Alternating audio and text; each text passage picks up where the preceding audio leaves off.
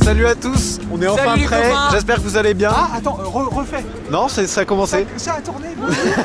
Maxime Langlais, Julien Gauger, Pat Laréa, oui, que vous n'avez peut-être pas déjà vu dans les vidéos, mais vous le connaissez probablement.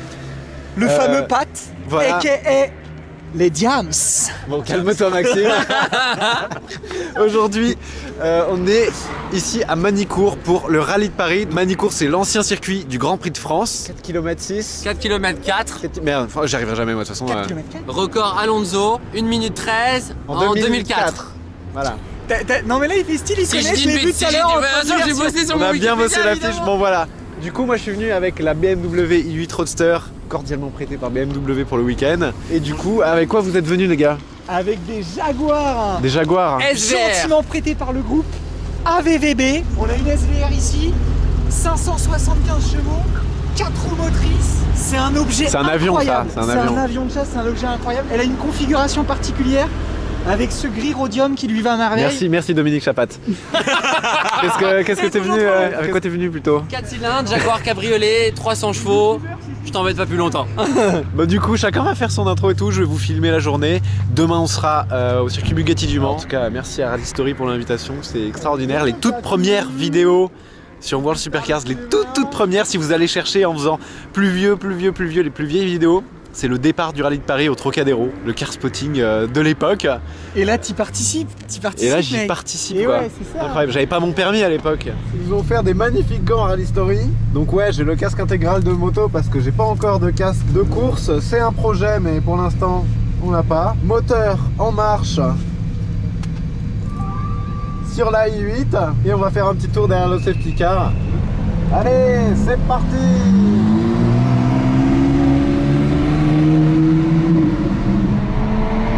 Ah, contrairement à la i8, ça chante. Il y en a qui chauffent leurs pneus.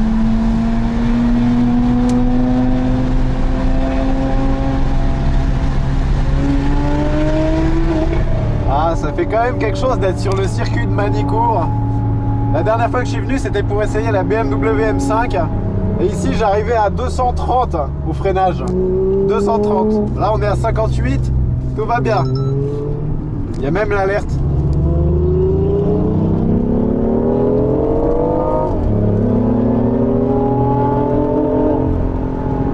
C'est vraiment un très beau circuit. C'est pas un grand circuit de vitesse, mais c'est un circuit assez technique avec des énormes vibreurs sur lesquels il faut faire attention. Ah, la Porsche, il est excité là, il a juste envie de partir.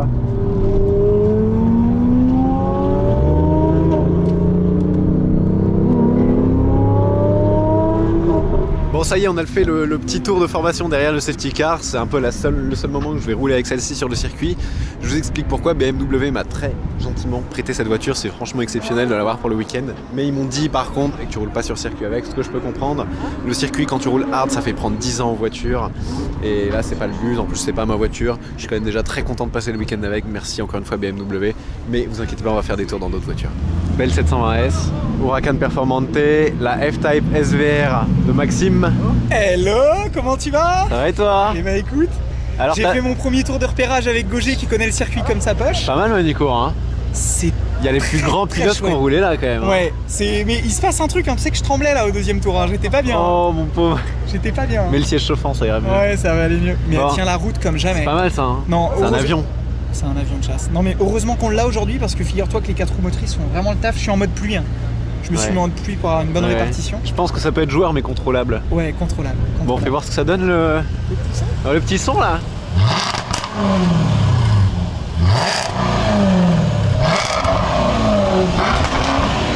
C'est le seul moment où tu peux faire ça dans l'année sans arrière-pensée.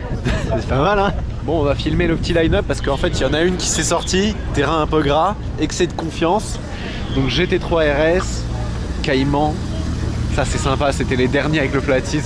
Ça j'aimerais beaucoup tester. M5, machine à drifter. C'est marrant parce que la dernière fois que j'étais ici, Il faisait plus beau et c'était pour l'essai de la nouvelle BMW M5 600 chevaux, Cayman GT4, Nissan GTR, ça c'est on l'appelle la tueuse de supercar, GT3 RS, alors ça c'est l'arme absolue pour le circuit, le rêve, Caterham 7R 485, ça doit être un monstre, Petit Lotus Exige, salut, 488, faut pas oublier les gants hein.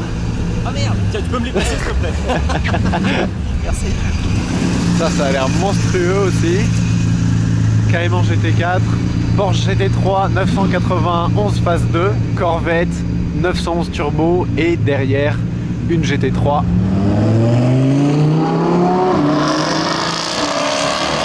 là là là là.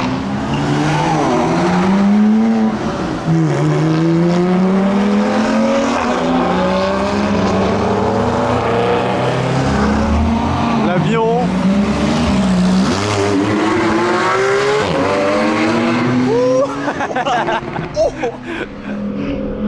Ah, c'est la Lambo qui est devant.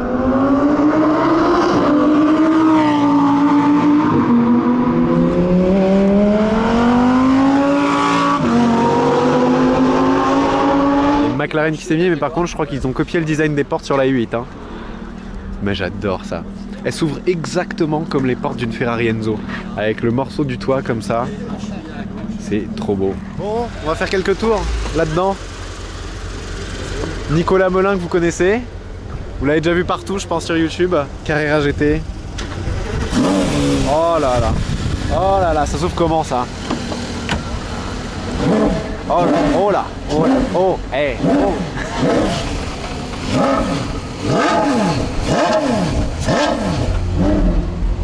Oh là là là là là là. Oh là là là là là là.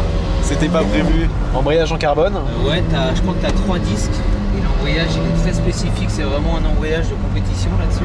Il faut vraiment le relâcher tout de suite, Ouais, faire la faut pas manip patiner, assez- ouais. C'est vraiment pas une voiture pour tous les jours. La Carrera GT, elle a la spécificité d'avoir été conçue pour la compétition. Donc Ouais. c'est une voiture de course qui a été civilisée. A contrario de toutes les 488 Pista, 991 GT3 RS qui sont des voitures civiles qui ont été coursifiées. Ça c'était un moteur qui était censé être dans une voiture de course si je connais bien La l'histoire. voiture même en elle-même. Ouais. Ready to go? Ready? Wow.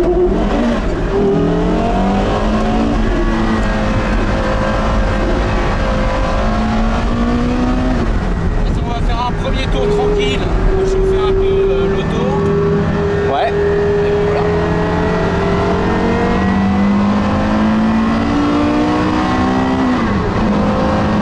Ce qui est sympa, c'est qu'on est à l'ancienne avec la boîte méca et ça donne vraiment un peu plus de, comment dirais-je, de plaisir à la conduite. Parce que- Pilotage, ouais.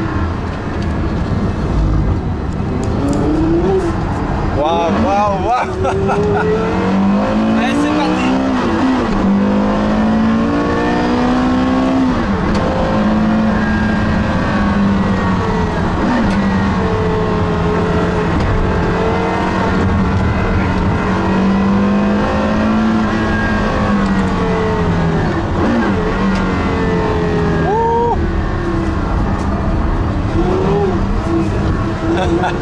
Ah, elle part quand même facilement. Alors elle part parce qu'on a aussi les pneus qui sont très fatigués, hein. Ils sont à 70% d'usure. Je m'étais dit qu'on allait les finir ce week-end. Oh là là là là. V10. 5 litres 2 5 litres. Moi je dirais que c'est 5 litres. 5 litres. Et on a 612 chevaux. 612 chevaux et la caisse est très légère.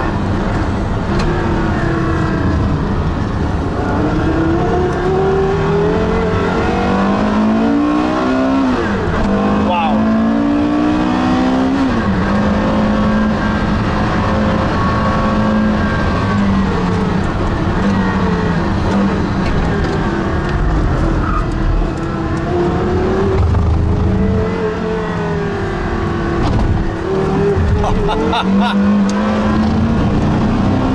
Tu remarqueras qu'elle est très vive. Ouais. Plus elle bouge beaucoup. Mais elle part en survirage avant même que t'aies mis les gaz quoi. Ouais. Ça c'est... Waouh, waouh, waouh.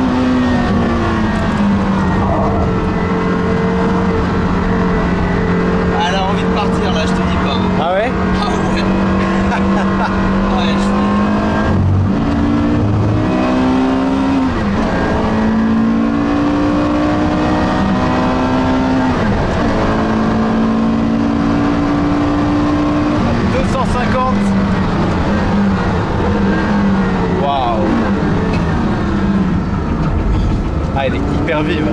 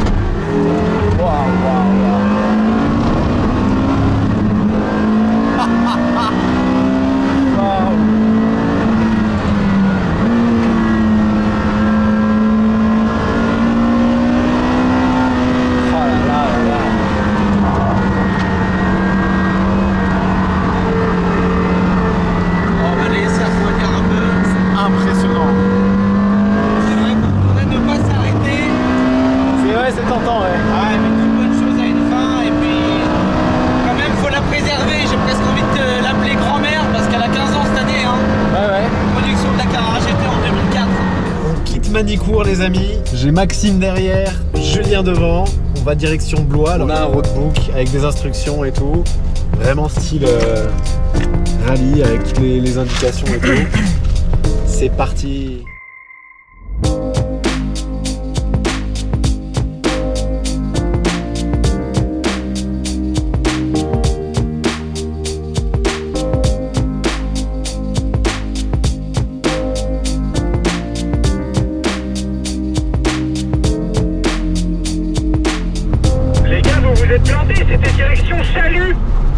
Nous on est en premier, toi t'es en deuxième.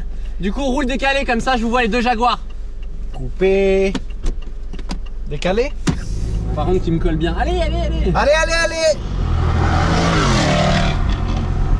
Vas-y.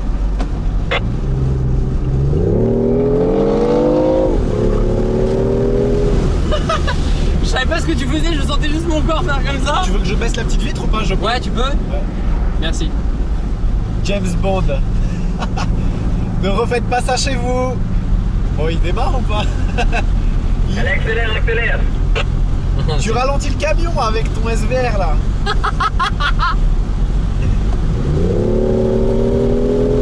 On accélère.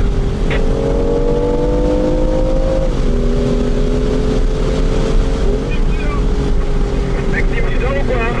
Pour l'instant, la i8 Roadster, c'est le meilleur de tous les mondes. T'es en balade, il y a assez de pêche pour t'amuser et quand tu traverses un village, elle le traverse en mode électrique. Donc contrairement à Julien, on réveille pas tout le monde. Confortable, siège chauffant, tu peux décapoter, tu peux ouvrir la petite vitre là. Parfait pour la balade. Et puis à chaque fois que tu ouvres la porte, ça fait un effet impressionnant.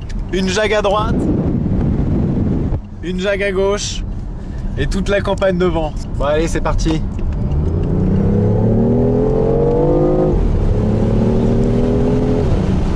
Fait que faire des demi-tours tout le temps pour passer devant la caméra de Julien Gauger. Donc je vous invite à voir sa vidéo. Je sais pas si le lien s'affiche étant donné que je sais pas s'il la sortira avant moi. Sa vidéo devrait être très sympa.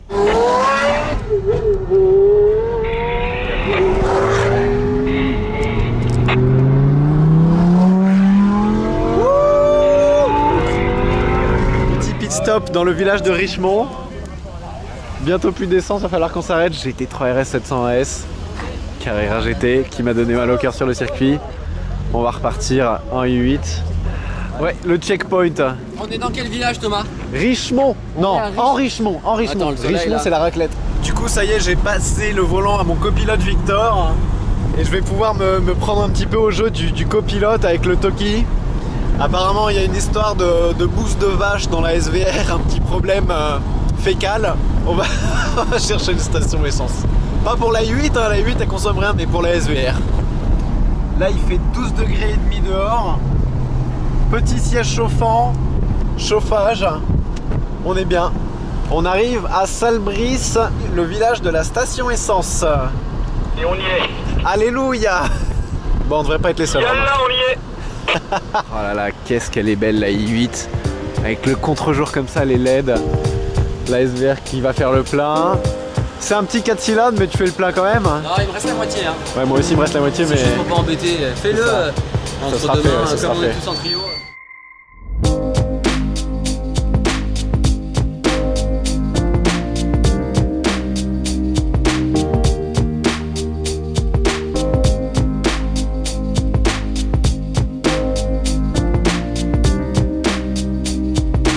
Bon, on a quand même remis les manteaux parce que là, il commence à faire un petit peu frais, il y a le soleil qui tombe. Mais l'ambiance est superbe. C'est vraiment très sympa. L'échappement mitraillette.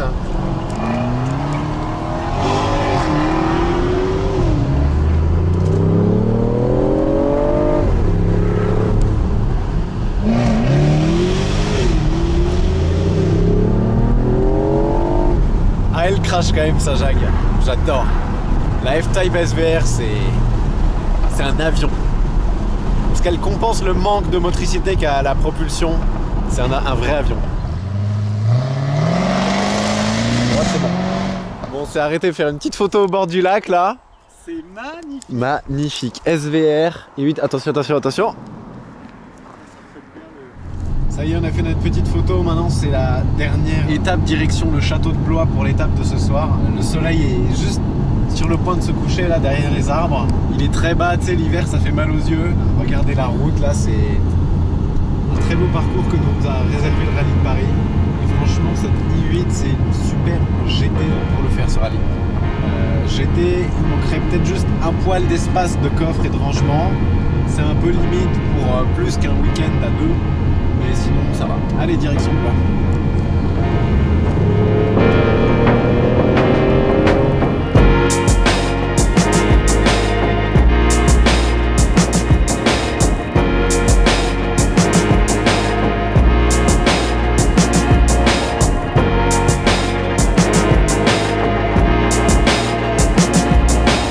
Deuxième jour du Rallye de Paris, on sort de l'hôtel direction le parking. Il y en a qui partent déjà. On va essayer de récupérer.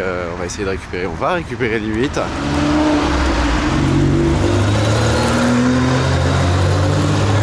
Voilà, les voitures sont garées ici en épi. Vous les reconnaissez toutes. Je ne vais pas toutes vous les citer. Il y a des gens qui sont venus nous voir pour le départ. Merci, bonne journée. Petite éclaircie. Petite lumière là. Premier arrêt depuis le départ à Blois ce matin. F-Type SVR. Toujours au top. Bizarrement, c'est la plus lente de nous trois. Ouais, c'est la plus lente parce que le conducteur est sérieux. Hein. Le conducteur est sérieux, c'est une bonne chose. La Jag P300, donc c'est le 4 cylindres en fait, pour ceux qui se demandent. Et la i8. Et du coup, on n'a pas encore enlevé le toit parce qu'en fait, quand les gens roulent devant nous avec les gros pneus, ça fait beaucoup de turbulences aquatiques. Bon, du coup, les impressions sur cette i8 maintenant, en tant que voiture pour un road trip, ça s'approche de la perfection. Alors, c'est pas une supercar au sens performance du terme. Elle est rapide, hein, 374 chevaux, 0 à 100 km/h en 4 secondes 6, 250 km/h vitesse de pointe. On a beaucoup de couple grâce au moteur électrique. Et surtout, quand tu traverses des villages comme ça, t'es en mode électrique, tu fais aucun bruit. Alors qu'il y a Max avec sa F-Type derrière qui fait le bruit du tonnerre. Là, les gens te regardent comme un ovni parce qu'ils ont l'impression que c'est un concept car. Écoutez le bruit si je la mets en e-drive et que j'accélère à fond.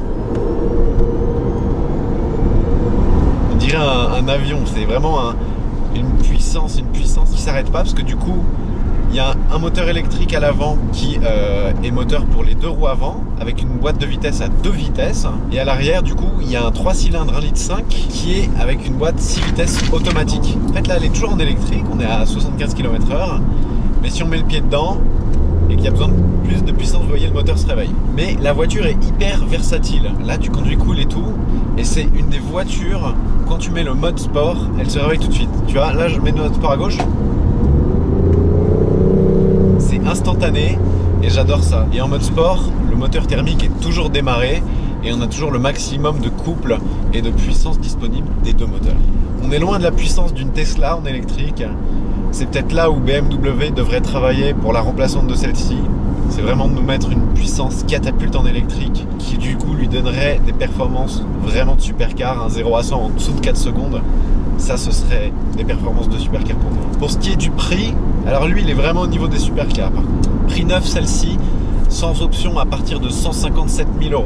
On m'a pas dit le prix quand on me l'a confié. Après là j'ai regardé avec les options, celle-ci est entre 167 et 170 000 €. C'est un prix très premium. Attention, un petit coup de sport. Quand je vous dis que ça pousse vraiment. Parce que le moteur c'est un petit 3 cylindres 1,5 litre, mais couplé au moteur électrique il y a un tel boost. Et la sonorité du 3 cylindres est sympa quand tu rétrogrades. T'as un petit coup de gaz. Et beaucoup du bruit en mode sport vient des enceintes. Si je remets en mode normal, là on a moins de bruit. Mode sport. Mode sport est sympa. Et donc c'est un bruit qui vient des enceintes, c'est artificiel. Mais ça fait le job. C'est vraiment très sympa. La voiture est relativement légère pour un cabriolet. La i8 coupé n'a pris que 50 kg pour devenir cabriolet. Donc c'est vraiment peu.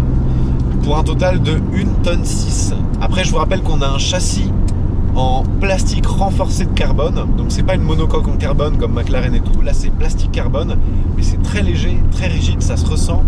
La voiture, tu peux la faire changer de direction, elle est pas pataude, elle est très vive.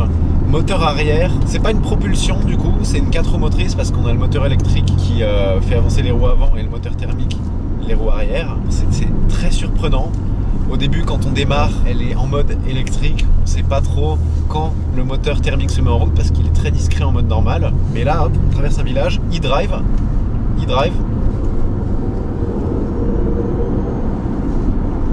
Silencio. Confort. Et puis elle peut aller jusqu'à 120 km/h en électrique. Et du coup, la différence aussi par rapport à la i8 coupée, ils ont mis des batteries plus puissantes. Donc on gagne en autonomie en électrique. Je crois qu'ils annoncent quelque chose comme un peu plus de 50 km en full électrique quand elle est pleinement chargée. Donc c'est une hybride rechargeable, hein. Il y a une prise devant. Tu peux la brancher chez toi si tu as une prise la nuit, ça va la recharger. Ou alors sur un superchargeur, ça ira plus vite. Du coup, une plus longue autonomie en électrique et plus de puissance aussi cumulée au total. Le moteur thermique ne change pas, il fait la même puissance, mais on gagne en puissance parce que les batteries sont plus puissantes. Le toit s'ouvre très rapidement, 15 secondes. Franchement, ce que je préfère sur cette voiture, en dehors du comportement qui est vraiment très propre, c'est le look. Le look est à tomber par terre. Dès que tu t'arrêtes quelque part, tout le monde se retourne. Dès que tu ouvres la porte, tout le monde fait waouh. Les gens pensent que c'est encore un concept. Plusieurs personnes m'ont demandé si c'était commercialisé, alors qu'en plus la i8 coupée, ça fait 5 ans qu'elle est commercialisée. Et le coup de maître aussi, c'est d'avoir gardé les portes qui s'ouvrent en élytre alors qu'on a perdu le toit. Donc on perd en rigidité, ils ont gardé les montants qui permettent de faire les portes en élytre. Quand elle est ouverte, elle est juste sublime. Niveau consommation d'essence, en venant de Paris, en arrivant à Manicourt, j'ai regardé, j'étais à 8 litres au 100. Pour une voiture capable de ces performances, c'est assez peu. Et surtout, en fait, quand tu as de la batterie, quand tu conduis en mode sport, ça recharge vachement la batterie. Alors que je pensais que c'était le contraire, je pensais que c'était plutôt en mode éco, que ça allait recharger la batterie. Mais visiblement, le mode éco, c'est pour économiser plutôt de l'essence, pas de la batterie.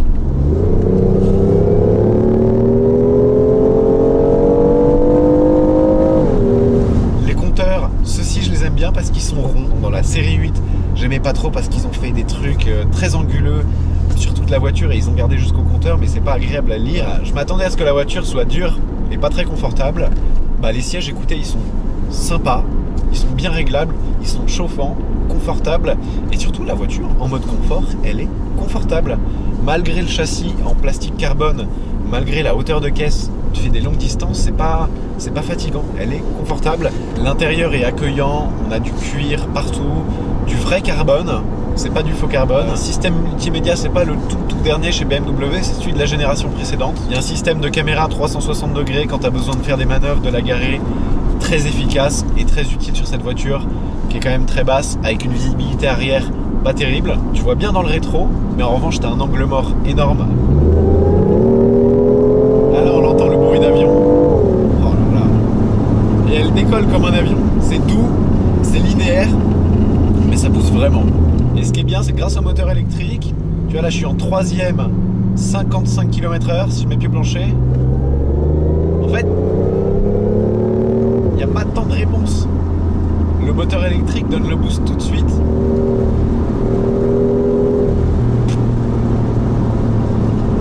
Elle est très très agréable à emmener à un rythme un peu soutenu, sans rouler comme un taré.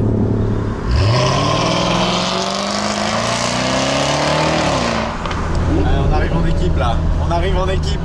Carrera GT, Aventador, GT3 RS. Hello. J'avais plus de pieds. Cherché partout. On était derrière toi. Bon, ça y est, on est arrivé au Mans. On a rejoint Carrera GT. Bon, Julien, Maxime. Il y a même Akram qui nous a rejoint avec son Abarth. On a réussi à caler toutes les voitures. On va faire une jolie petite photo avec les circuits des 24 heures du Mans et tous les gens, les abonnés qui sont venus. Ah, il y a un petit rayon de soleil en plus. En plus, le soleil dans la gueule, c'est top. Merci. Attention, écoutez ça. Dernier checkpoint arrivé au circuit Bugatti. Restez pour la vidéo, il va y avoir un truc très très très sympa.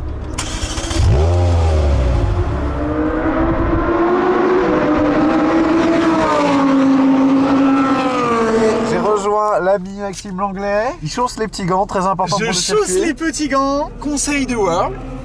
Conseil avisé. On passe sur le mode taquin. Vas-y, allez.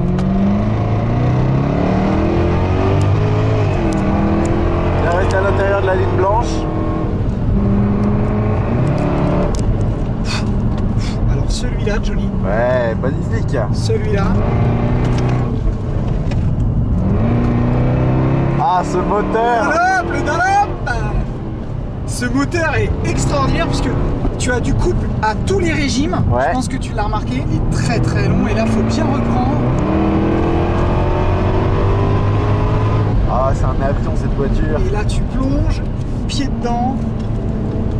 On ménage quand même la voiture, ouais. puisqu'elle nous a été prêtée gentiment par le groupe AVVB Automobile qui nous fait entièrement confiance pour cet événement. Wouh. Salut. C'est la seule fois où on le dépassera. Tu as vu comme on peut couper avec cette auto toutes les idées reçues sur une Jag qui ne tiendrait pas la route. Ah ouais, mais là on a 4 roues motrices. Et là on va aller sur la ligne. La ligne droite des stands. T'as déjà tourné toi un petit peu sur Ouais, ce... ouais, ouais. Ah ouais, ok, t'as eu la Ouais, chance je sais de que tourner il dessus. est mythique. Mais moi c'est ma première. C'est pas mal pour une première. Écoute. Et là c'est le départ. Et là c'est le départ et on y va et on donne tout. On donne tout. On donne tout. Allez boum. On y va. On passe. Oh c'est magnifique. T'as vu la tenue de route à une main. Allez, les deux mains là. Et ce moteur il est très sympa, hein. Le V8 à compresseur. Allez. Regarde, yeah.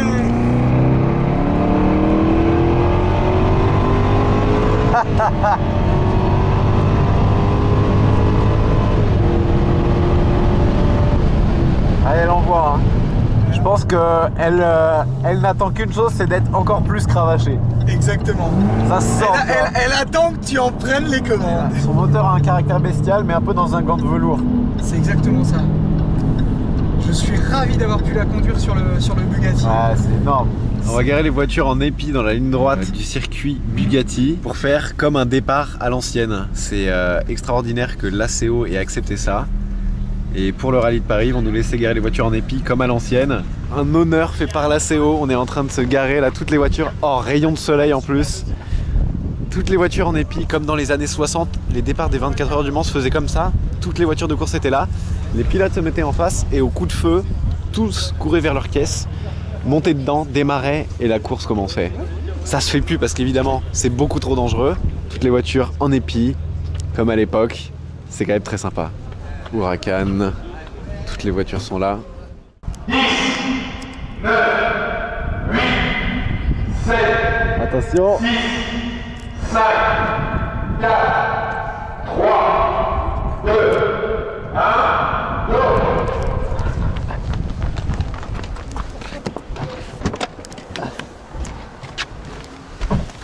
Ah, c'est bon. C'était ça un des parlements à l'époque. Sauf qu'il partait direct. Hop, je me suis mis en e-drive. Pas de bruit comme ça. Allez, sport. Wouh.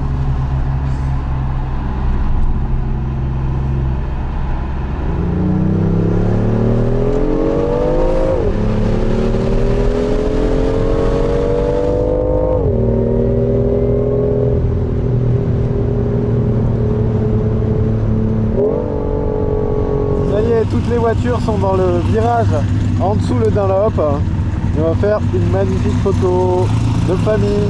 Bon voilà, le rallye de Paris c'est terminé. La i8, voiture parfaite pour faire ce rallye et superbe voiture au demeurant. C'est une GT géniale, performance il y a ce qu'il faut, elle est confortable. Le seul regret c'est la place pour les bagages, tu peux pas partir plus d'un week-end avec. Mais sinon c'était superbe. Merci à Maxime et à Julien aussi de m'avoir fait faire des tours, découvrir, rencontrer des gens. Merci à Nicolas Melin du garage de WeDM Automobile à Paris. On m'a fait faire un tour dans cette Carrera GT. C'était plus qu'exceptionnel et plus qu'un rêve réalisé. Merci à Rally Story de m'avoir invité pour faire ce rallye incroyable. Et du coup, ben, peut-être à l'année prochaine, hein, Rally Story. Au revoir tout le monde. Au revoir World. À la prochaine. C'était génial. Ciao. Ciao.